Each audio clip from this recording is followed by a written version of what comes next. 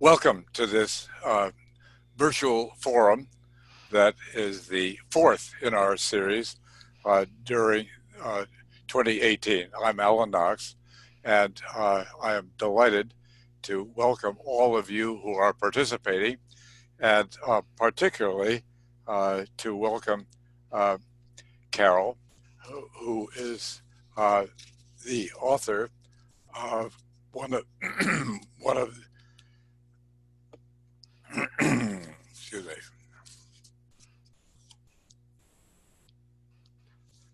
Carol Rogers Shaw, who is the author of Article 12 in the Compendium, which I assume that most of you have read in preparation for our discussion coming up during this hour. The other three I want mentioned were archived so that people who may have missed one of the sessions in May and July and September as a part of this series would like to go back and revisit the encore performance that's available. We all want to also mention that in next year during 2019 we'll be doing the virtual forum sessions for each month on through, in each of those instances with an author and a topic that people can prepare beforehand. Carol will be providing some information about herself and how she became interested and involved as an educator of adults, in addition to her wonderful background having to do with special education. So with that, I'm just delighted that you're all here and part of this experience.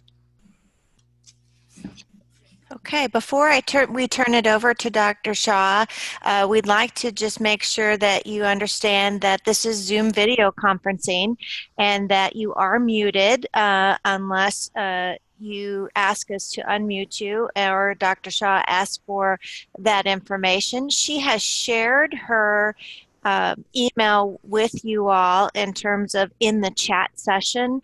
If you look to the chat, you can see that her email is car348@psu.edu, and she's happy to have you email her after this conversation. If you have any questions or comments, you can please put them in the chat, and with that, I'll turn it over to Carol. Thank you very much. A full disclosure, I'm not yet Dr. Shaw. I am a PhD candidate at Penn State, but I'm very excited to be here. I was a high school English teacher for about 35 years, and I worked very extensively with students that have learning disabilities. So what I found as a high school teacher was that my high school is particularly successful at helping students with disabilities to learn and to move through their 4 years of high school. They graduated, they went off to colleges, to work programs, all different, they had all different options available to them. But what seemed to happen is that very often within 6 months they were back, and they didn't fit in, they did poorly, and sometimes they failed out. And I wondered what it was that happened when they left our high school and were not as successful as they had been.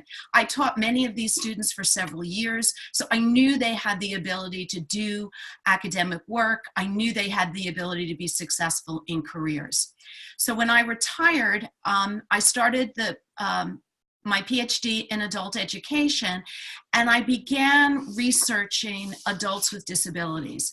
And what I found was that there was very little information on adults with disabilities in adult education discourse.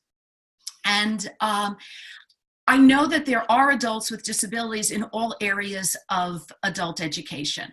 They are in community college classes. They're attending universities. They're in ESL classes and GED classes. They're part of veteran training programs. They are participating in career and professional development workshops. So my question as I started my study was, why is it that even though as adult educators we all have students with disabilities, we're really not talking about it? And I think one of the reasons is because we focus on integration more than inclusion. And let me give you some examples of what I see as the difference there. Suppose you just started a brand new job and you are invited to this big company gathering. And the only person you've met so far in your new office is your supervisor. And your supervisor can't make this gathering, but you know you should go. So you arrive at the home of the person who's hosting the gathering. You knock on the door, they open the door and say, "Welcome, come on in." And then they say to you, "Look, there's a bedroom down the back hall. You can throw your coat in there. There's food, there's drink in the kitchen, help yourself." And then they move on to somebody else. And you start walking through the hallways and the rooms, and every place is really crowded, packed with people. You don't recognize anybody. Nobody introduces themselves to you. So my question for you at that point is, how much fun do you think you're going to have at that party? Or are you already thinking about excuses to leave early?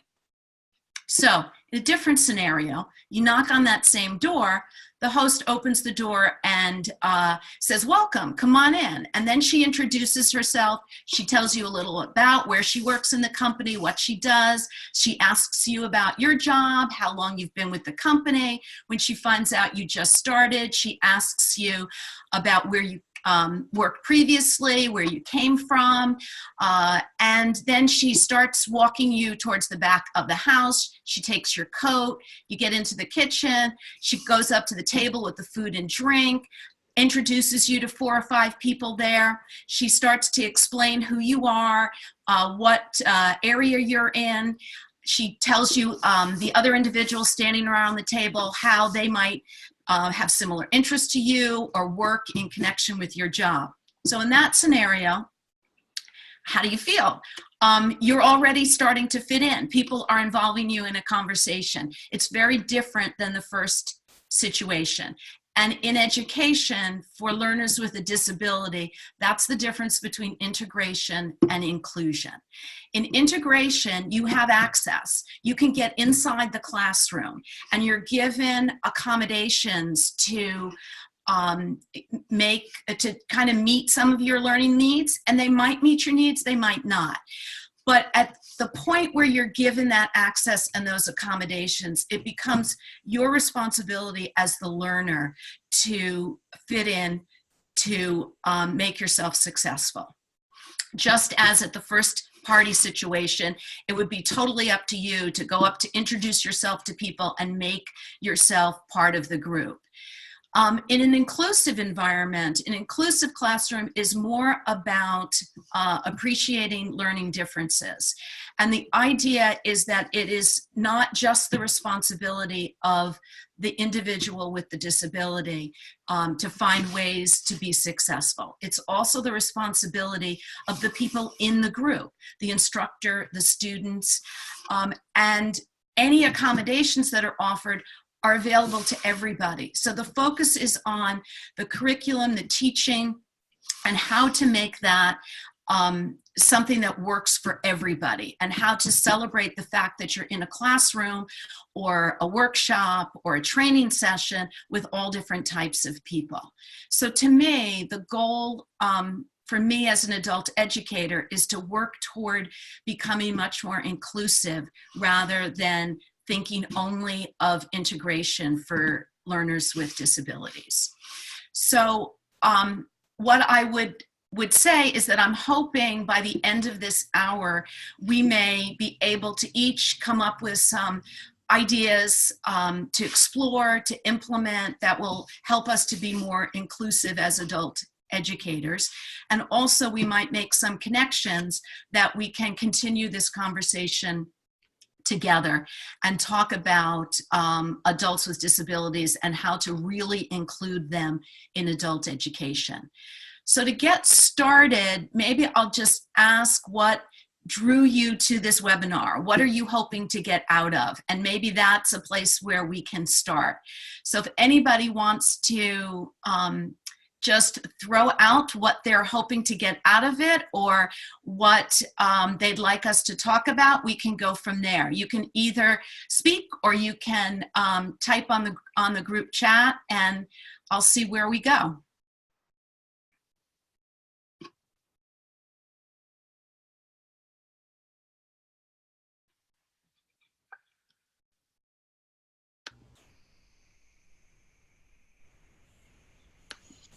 I tried to follow your example before by taking off my coat and putting it in the back of the chair over there just before we started. So I've taken care of that first step of where I put my coat.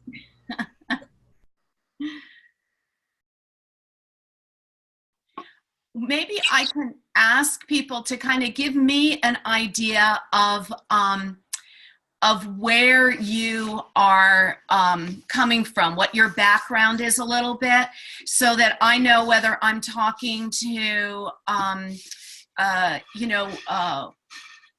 workforce trainers, I'm talking to college professors, ESL tutors, just to give me a sense of what might be particular. So Carol, you have one question to start you off while some of the other ones tell us about their background. It says, what are some of the types of initiatives occurring to make continuing education more accessible to adults with a range of disabilities? I would say that one of the things that is most prevalent now is the idea of implementing universal design for learning. Universal design comes out of the ideas of Robert Mace, who was an architect at North Carolina, working through North Carolina State University.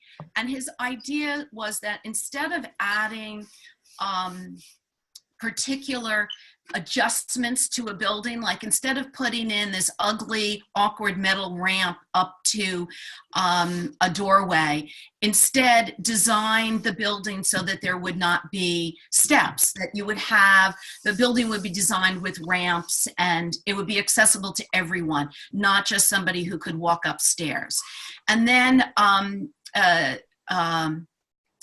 that idea was translated to the field of education.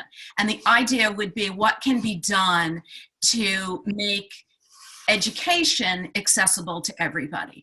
It's pretty common to focus on universal design in K-12, less so in adult education, but in the last number of years, I think it's become much more widespread. There's a lot more out on the internet about actual practices of making particularly college courses, but also other forms of adult education more accessible. And it's things like using a variety of content materials. So instead of just having to read content, you can also listen to it, you can view it in some way. Those are some of the basic ideas of universal design. And I think that that is one of the things that is growing in adult education. If you want more information on the details of universal design and how to actually implement it, there's CAST is one website, and then UDL Universe is another. And both of them have a lot of information that explains all the theory behind it, excuse me, and also give concrete examples of how it can be implemented. Very good, Carol. So we've had some folks answer in terms of their backgrounds, but I think building on that, there's a couple questions out there, and building on what you just shared on Universal Design for Learning, there was a question about an adult learning workshop, and some of the folks wanted to know about what were some other resources in terms of inclusion of adult learners with disabilities. I know you've addressed some of that, but perhaps maybe some ideas in terms of short workshops and things like that to help those folks at the moment. To help somebody as they're in the workshop or to prepare for it? I think it looks like it's for both. She taught an adult learning workshop and had a participant who asked her how to better include adult learners with disabilities and wanted some resources to address that. Okay. Besides the universal design resources, there is one place that I can think of right offhand that if you are interested, Landmark College in Putney, Vermont is a school where every single student has a disability.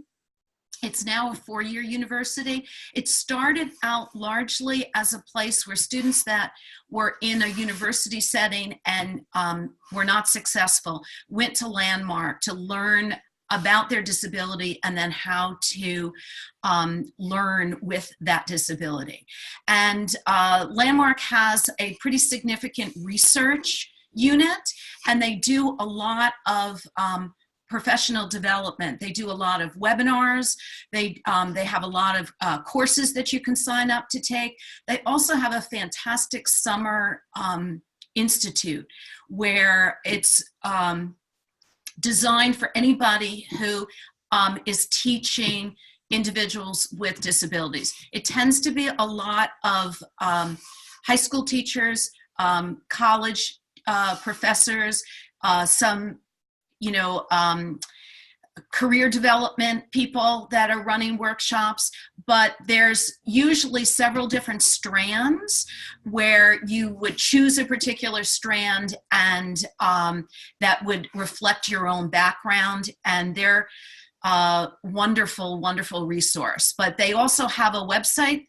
It's just Landmark College, and there are if you can get on their listserv also, you'll get a lot of information about articles that come out, about their webinars that you can register for, and about courses that you can take. Excellent, Carol. We've shared the Landmark College in the chat. That is excellent, and they're going to look into it. So let me go back to some of the first, another question from, we have both an adult educator and a doctoral student, and this person is particularly interested in inclusion, especially from his own experience as a Black educator and a student who has felt isolation in both school and the workplace. And so he thinks he does a good job, but he wanted to have you help address that in terms of some support. Okay. I think that very often, in fact, when I started looking for research on adults with disabilities in sort of the adult education discourse, very often the only time that I would see disability is tagged on to a long list of groups. So for example, race, gender, class, and then there'd be kind of comma disability. So on the one hand, there are people who are viewing disability as another difference and another form of diversity. But I think one of the difficulties is that it's less talked about, so people are less aware of how to include individuals with disability.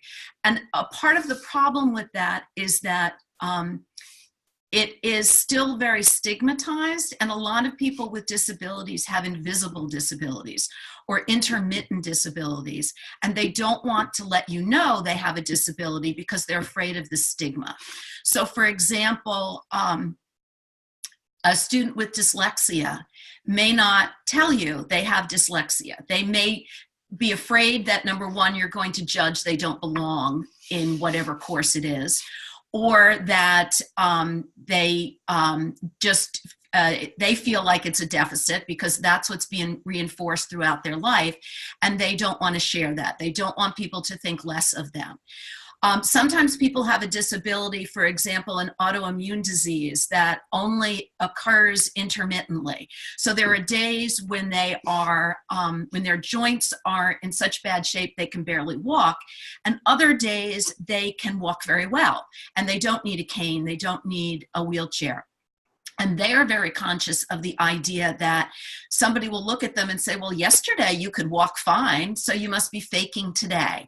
So there's all these reasons that people with disabilities don't want to disclose their disability. And very often they don't disclose it until they get to the point where they have to, until they are not passing a GED test, or they're failing a course, something like that. So one thing I think that's important for people to do is to try and understand what it would feel like to be an individual with a disability. And there's a couple of things that you could take a look at. For example,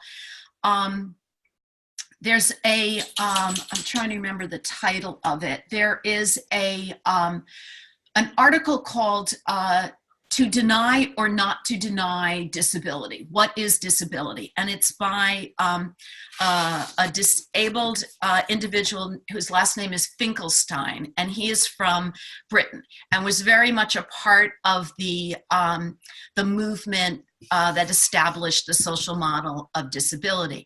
And in that article, he talks about, he is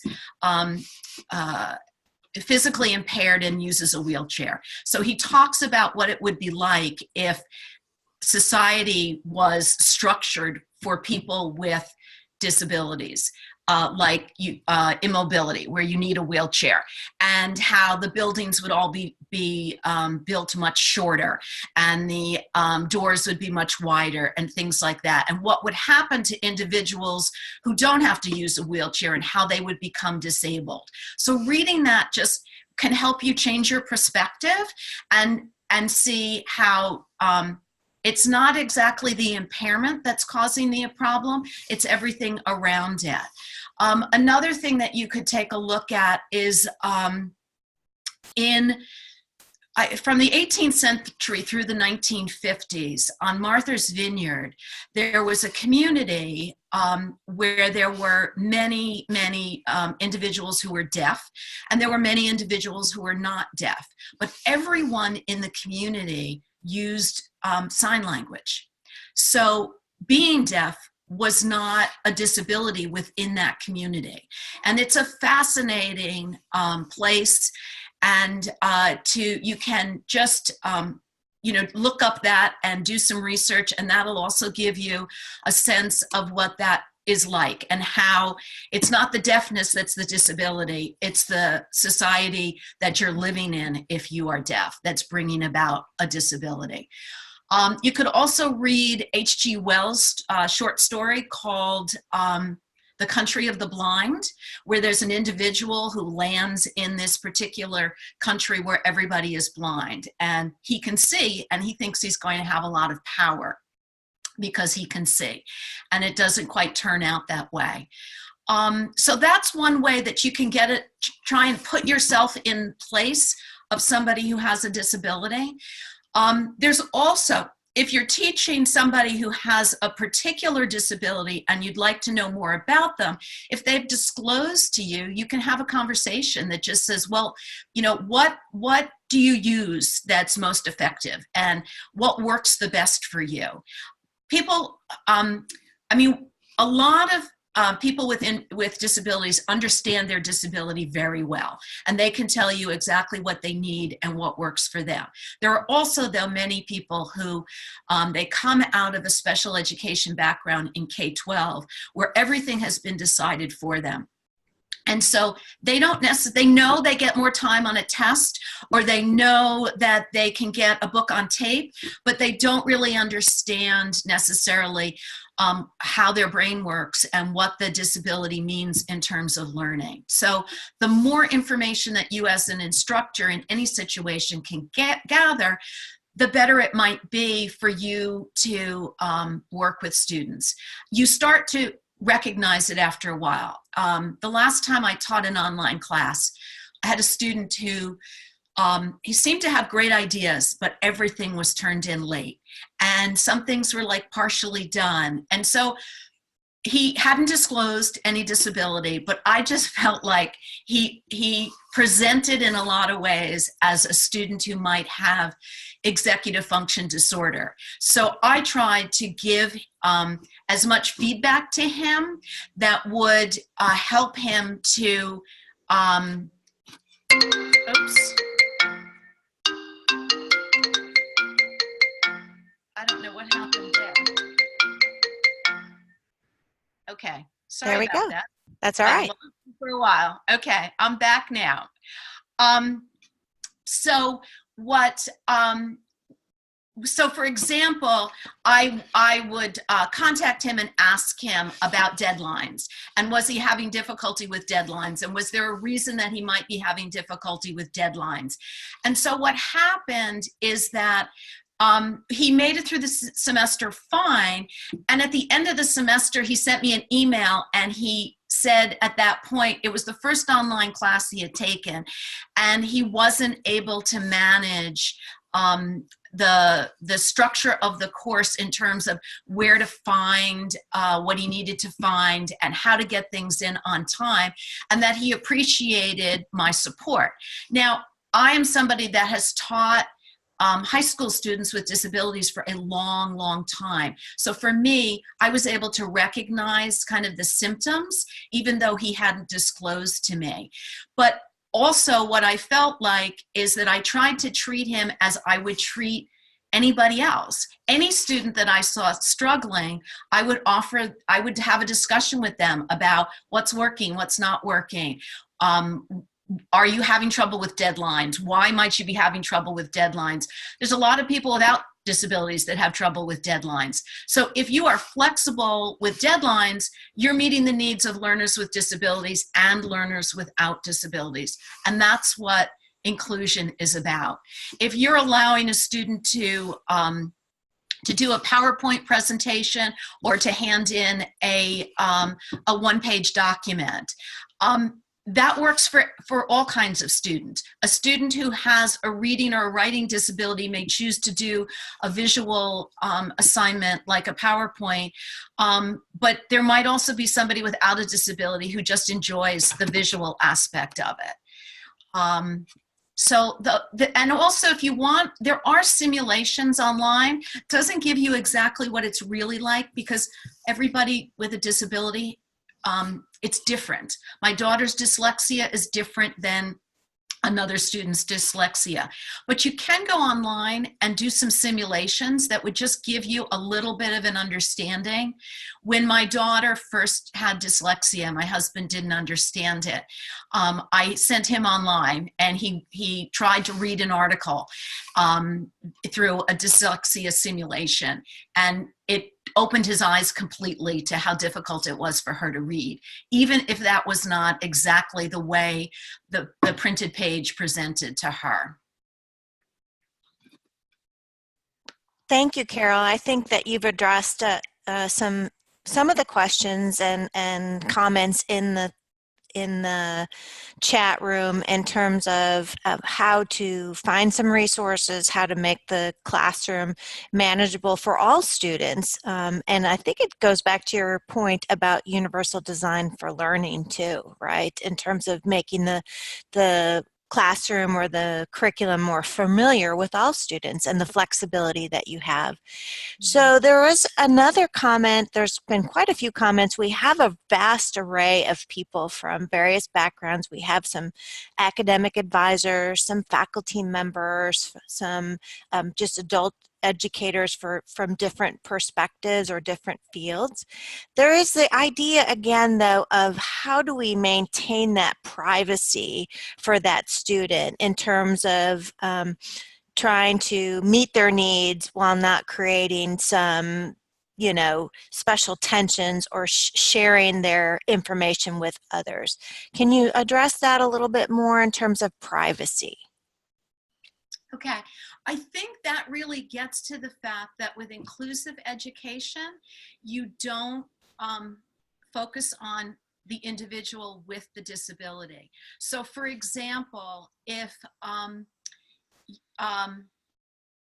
the idea would be if a student has a disability that makes reading very difficult, you don't, and you know this student has dyslexia, for example, you don't say to that particular student, oh, there's books on tapes available that you could use.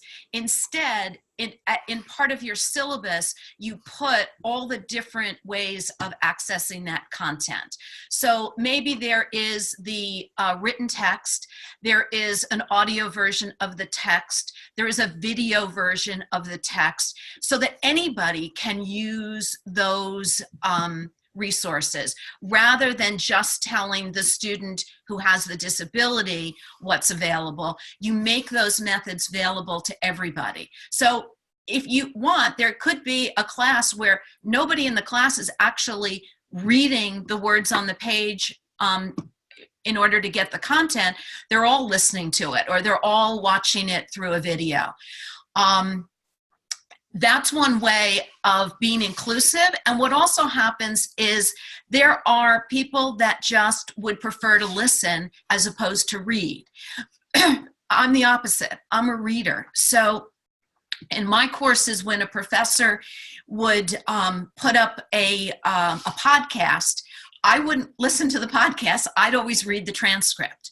So that's what's important, is that you put those options out there so everybody can choose what they would like to use. And you don't make it known that there's an audio version for somebody who isn't an excellent reader. Excellent. So building on that then, Carol, how do you address other faculty members or instructors that you work with, right, in terms of those that they feel that those accommodations are preferential treatment? Oh, this one strikes right at home. I'll tell you a story. My daughter is dyslexic and she has auditory processing disorder. So when she was in high school, she went to her teacher and she asked for like teacher notes because it was hard for her to process during the lecture. And she was denied teacher notes, and she was told that it was against the honor code because that would give her an unfair advantage. And of course, I was crazed by that response. It's not an unfair advantage. It's actually just leveling the playing field. If you knew how incredibly difficult it is for somebody who has an auditory processing problem to get all the information in a lecture, you would realize that they are starting so far behind a neurotypical student who can listen to a lecture and pull out the information. And by not, like, for example, offering notes, you are keeping that student way behind the student who can process the information without any additional support. And the thing is, offer it to everybody. You don't have to just offer it to the student that asks for it. If you have notes and somebody would like written notes of a lecture, well, all the students can benefit from that. Some students may be like me, they prefer to read it. So they'll listen to your lecture, but they'll go back and they'll read the notes as well. So that's what happens, is it's not a special accommodation for somebody with a learning disability, particularly if you offer it for everybody. So I think that goes back to your point about those simulations. So can you remind us where those simulations were? You might want to If you, we can look them up and maybe share them at the end, but I think that we've addressed some of the faculty resources and some of the instructor resources. I think there was an earlier question about addressing student resources, and I think you talked about sort of pointing the student in the right direction. Are the student resources different from institution to institution, or what would you recommend in terms of sharing with the student where they can get help? Okay, what is significant for students who are leaving K-12 and going to higher education is that they are covered under different laws. When they're in K-12, IDEA covers students with learning disabilities, and that particular law is focused on promoting success for students with learning disability. It is the responsibility of the school to identify the learning disabilities, to test for the learning disabilities, to come up with the accommodations, and it is the responsibility of the school to be the one driving the student's learning disability. What happens when they transfer out of K-12 into higher education is they're no longer covered by IDEA. Now they're covered under ADA, and it's different. The student then has the responsibility for self-disclosing their disability. So a student has to, if they arrive on a college campus and they need particular accommodations, they have to go to disability services, or whatever the name of the office is on their campus, and they have to bring with them the paperwork that proves they have a disability, and they have to disclose that disability and ask for accommodations. Then disability services will give them a letter or some form of notification to take to their professors and again disclose. The problem is that a lot of students don't disclose. A lot of students come out of K-12 without a great understanding of their disability. They think they've outgrown it. They don't want to be a special ed kid anymore, and they think they can handle it. They think that they'll be okay. So they don't disclose in the beginning. They may never disclose because they may not have to. They may end up in courses that they've chosen that focuses on their skills. If they're very visual, maybe they are in courses that are more related to digital technology and art and things like that, and they don't have to let anybody know they have a math disability or they have a reading disability. And then a lot of students, what happens is they don't disclose, and then 3/4 of the way through the course, they're failing, or at the end of the course, they failed. And at that point, they have to disclose because otherwise they won't get any accommodations and they won't succeed. So the problem with that is that disclosure is a very complicated procedure. It can happen at all different times, and it can happen in all different degrees. People may have multiple disabilities, and they may only disclose a piece. If the student is for example, in a GED class, or they're in a professional development workshop, they may have a disability that was never diagnosed, and they don't even know they have a disability. And it's no longer the institution's responsibility to identify and test for the disability. The individual has to arrange for and pay for, which can be substantially costly, for testing to prove that they have a disability. So it becomes a very complicated process. And on top of all that is the stigma, particularly for students that were in special education classes in K-12, and they feel that they were stigmatized and they were excluded. They start college and they don't want that stigma to go with them. They don't want anybody to know. So they're afraid of disclosing. They're also afraid that if they disclose and if they ask for accommodations, people will think they don't belong. People will say, well, if you need accommodations, then you need special help. You shouldn't be here. You don't belong here. So they don't disclose for that reason as well. But what's important is that if you know of a student that has a disability, is to really encourage them to disclose. They can also disclose to a particular individual and not complete a big process. So for example, there are, if somebody came to me and said, I have dyslexia, the reading is difficult for me, as a professor, I would not require the documentation. I would just say, all right, well, these are all of the ways that you can get the content, that anybody in my class can get the content. You can watch the movie, you can listen to the material on tape. And that way, they, in a sense, don't have to disclose to anybody else. So there's, or they could disclose a piece to somebody else. Maybe they can just disclose to somebody who's in the class, who's willing to support them. And they can say, hey, I have an auditory processing disability. I know that you take great notes during a lecture. Would you be willing to share your notes with me? Sometimes by just disclosing in small bits, a learner with a disability can gain more confidence and realize that, oh, they didn't think terribly of me when I disclosed that I have a disability, and therefore they could be more willing to disclose in the future. Wow, thank you, Carol. I just thought of a couple different things that I could do with my classes that I haven't been doing that are just really simple tips, like sharing of notes, asking people to share notes, and reminding people that there's different ways of viewing my materials.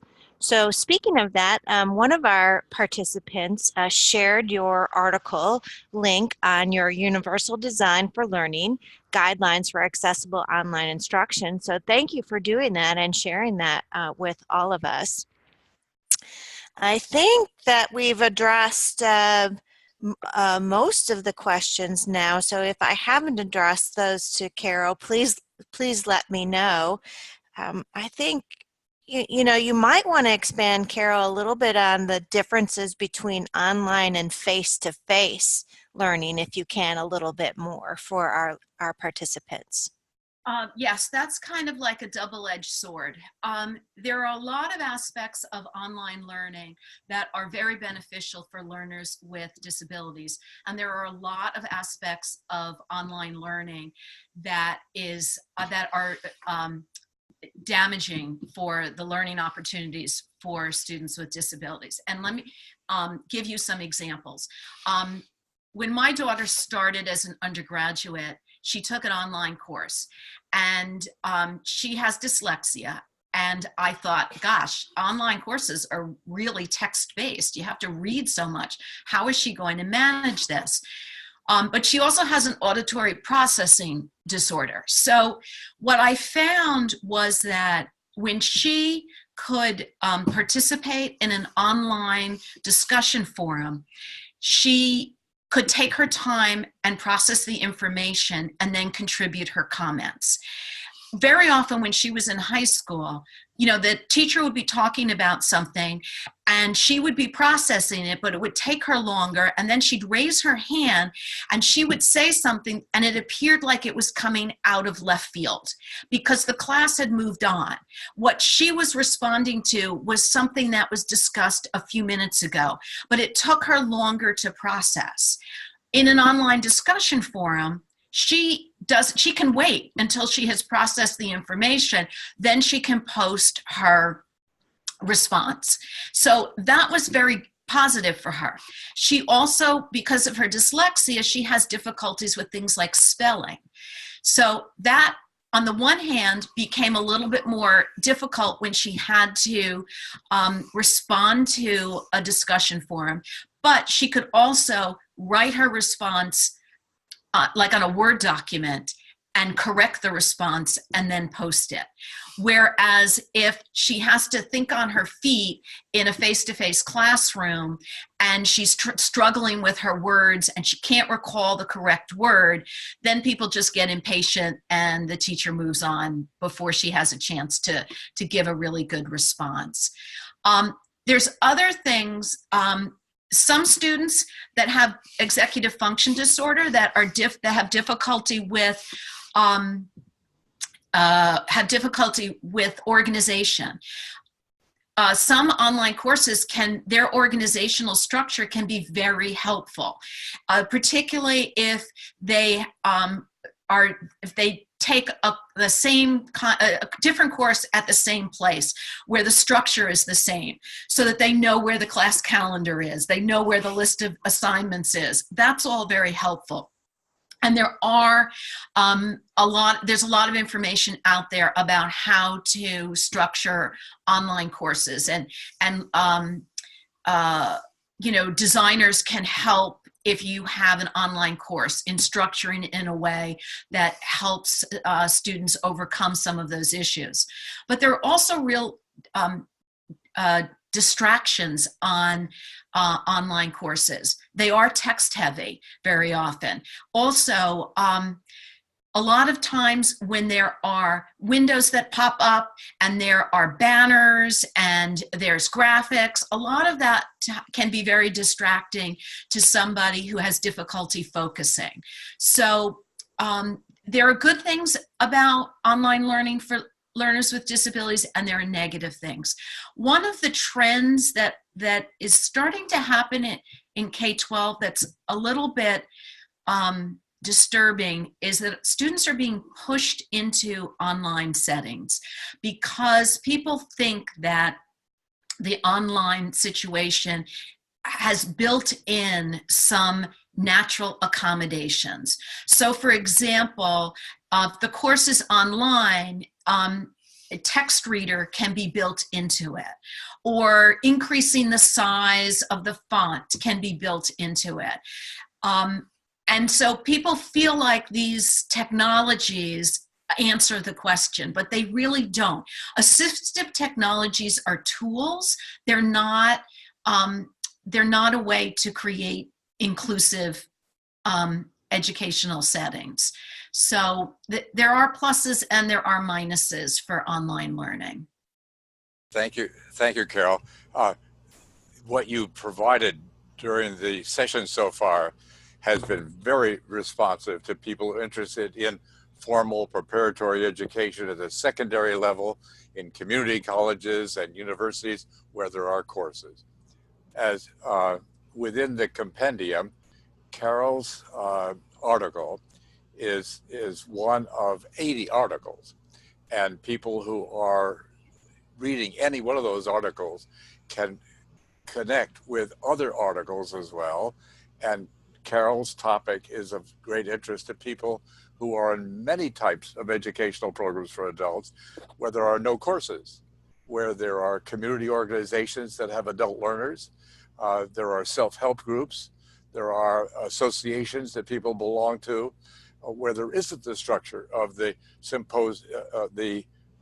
syllabus and the assistance from the organization and so on.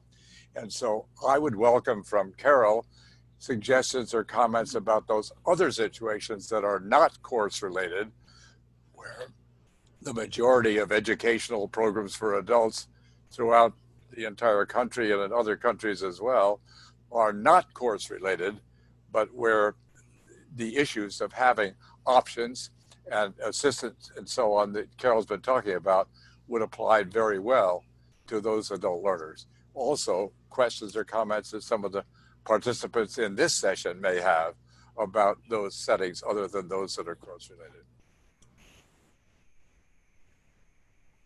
Okay, so just I'll throw out some examples that I can think of. If you're in a setting that's more like a professional development workshop or a career training type of situation rather than a college course, there's still the idea that you want to present the material in multiple ways. I gave a presentation last summer where I was talking about universal design, and I was trying to get across different ways of doing it. So when I went into the workshop, and I'm standing in front of people, what I tried to have with me was a PowerPoint presentation that can go up on the screen. I also had handouts that connected to the PowerPoint. I had also pre-recorded a presentation so that I could offer people a link to the tape so that they could listen to me in person as I talked and not look at the PowerPoint, just listen to me verbally. They could look at the PowerPoint and read and see the visuals that aided with the explanations. They could read a transcript that I had of my presentation, and all of that they could take with them. I could give them the link to the audio. I could give them the transcript of my presentation. I could give them a copy of the PowerPoint. I could give them the handouts. Now, obviously, if I had prepared a transcript ahead of time, when you have questions that come up, those aren't necessarily in the transcript. If you're audio recording, they are. But if there's not an audio recording that's going on at the time, there'll be things that'll be left out. But at least you're making an effort to make the content available in a lot of different formats. The other thing that you can do in a lot of different settings is to have students, whether they are adults at a workshop or in an ESL class or a civics program, you can have them work collaboratively and try to get a sense of the strengths of different students. So if there is somebody that's very artistic, and there's somebody that seems much more confident in writing, maybe those two people can be in the same group, so that as the group is working on a project, that they have the ability to use the skills of all of the members of the group. Somebody can be typing things up that people can read. Somebody else can be drawing notes and using visuals. Somebody else may have a lot of technology ability, so they can be searching for things that are out on the internet that can help. So if you can put people together with different skill sets that they can collaborate and learn, that is one way to address some of those things, because in the group, one person's strength is another person's weakness. So the person's strength then can help the person who had that as a weakness can learn through the person that has it as a strength, and they'll have a strength in another area to help. So that's one particular thing. What you have to be aware of is, in a situation like that, is an understanding of what individual weaknesses and strengths are. Very often there are there's sort of like learning inventory surveys out there that you can, if you're doing some kind of a workshop, you can do it really, really quickly. I'm trying to think, there's this great learning style, I think it's called a learning style, let me see if I can find it while we're talking, inventory that you can do quickly. And what it does is, it gives people a sense of what way they like to learn and what way they feel comfortable learning. And when you're in a group and everybody kind of takes this, you can then have them pair up with people who have different learning styles and different strengths. And that way, in a group, everybody compensates for everybody else. Thank you. That's very useful, I think, for anybody who's working with adult learners to be able to recognize that there are diversities in people's abilities and their experience and their interest in that particular activity and their readiness to be able to proceed on their agenda, not only the agenda of the instructor and the course or the workshop, but their agenda, and to individualize accordingly. And I particularly like your example and several of the questions having to do with the importance of having options and building options in to the planning and the materials and the follow-up afterwards and so on. Just a comment or two before we wrap up this particular session. And that is, I am delighted that a number of people are participating in this virtual forum who are from some of the partner associations that are related to AAACE. And just to remind them particularly that if you go on the website for AAACE and for Stylus even, there is information about some of the other activities that are going on, as well as plans for monthly sessions next year as well. And reminder that about the archived version, not only of this hour, but the other three that preceded it during 2018 as well. So you or Leslie or anyone else have any concluding comments for this very useful session about individual differences and being responsive to people's strengths and abilities and capabilities? Go ahead, Carol. I want to say, QED Foundation has a learner sketch. Okay. So if you just Google QED Foundation learner sketch tool, it'll come up. And that's what, it's a great way, no matter what class you're teaching, it's a great little tool to use for people to see how they like to learn. It's fun. It takes a couple of minutes. I've used it at professional development workshops. And then what it does is people have a sense of how they might learn, and it gives you the ability then to put people into groups based on these, and they can look for people that learn similarly to them or different from them, and it works pretty well. Okay, well, thank you, Carol. We've posted that QED Foundation Learner Sketch Tool link now in the chat so that people can refer to that. We're also going to go ahead and post your email again so that people can follow up with you in terms of your contact and following up. We're getting lots of kudos. You did a fantastic job. As Dr. Knox said, we'll have some future webinars in terms of next year, in terms of very much timely topics. And so we hope that you join us for those webinars. Please keep in contact through the AAACE website. This information will be archived and shared with members and partners and those of you who have registered. And then I would like to encourage you, if you're not already a member of AAACE, to think about that. Even if you are a student, we have student memberships, we have affiliate memberships, and of course we have the individual memberships. We'd like to continue this conversation and meet your needs as both practitioners and researchers. So thank you so much. Thank you, Carol. Thank you, Dr. Knox, and thank you to all the participants for being with us today.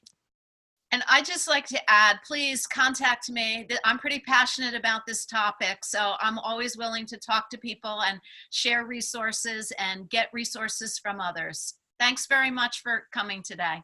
Okay. Thank you.